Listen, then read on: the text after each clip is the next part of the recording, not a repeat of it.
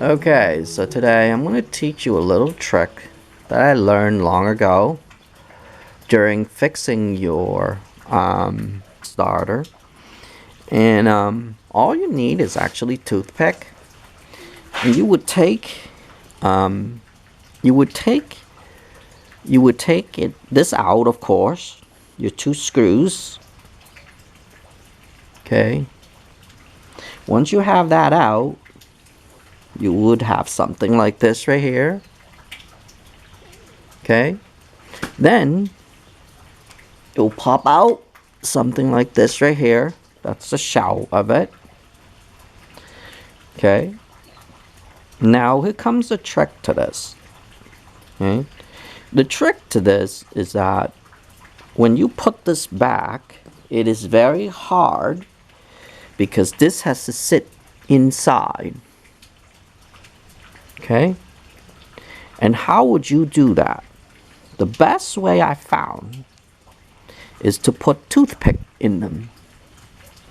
See, they probably made a tool for this. They probably have a tool for this, but I don't have it. Okay? So I invented this little trick. All you have to do is, okay, I'm going to take one out so I can show you. Because when you take this out of here, it will come out. Okay? I'm going to take one out. I'm going to show it to you because they hold on by a spring. Now see that spring? If you push this back, there is no way for you to put it back into here. So you use the toothpick because obviously they have a tool. You use toothpick and use it as your guide. Okay, you push it into their place. Okay, you put that into their place and you stick your toothpick as a guide. Then you hold them all together like this. Now they all move back for you. And all you need is 4 toothpicks. Okay? So let's say I'm going to put it back together like this. You will put it back into here, of course.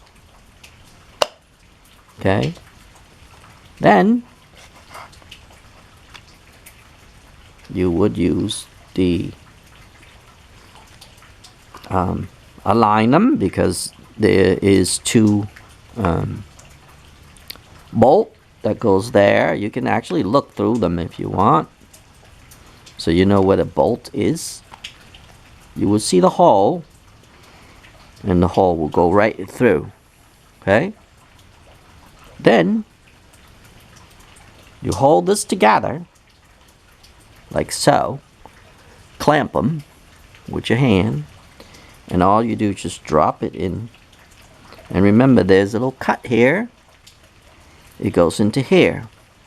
The problem is that today is that this screw was messed up, so I had to repair it. I had to take it apart. Now once this is messed up and you cannot put another screw on, my best suggestion to you is to go with a lock nut and a lock washer. So afterward, you're going to do something like this. Put a lock washer right there so it'll clamp down. Put your positive terminal there, and then use a lock nut washer and carefully put it in.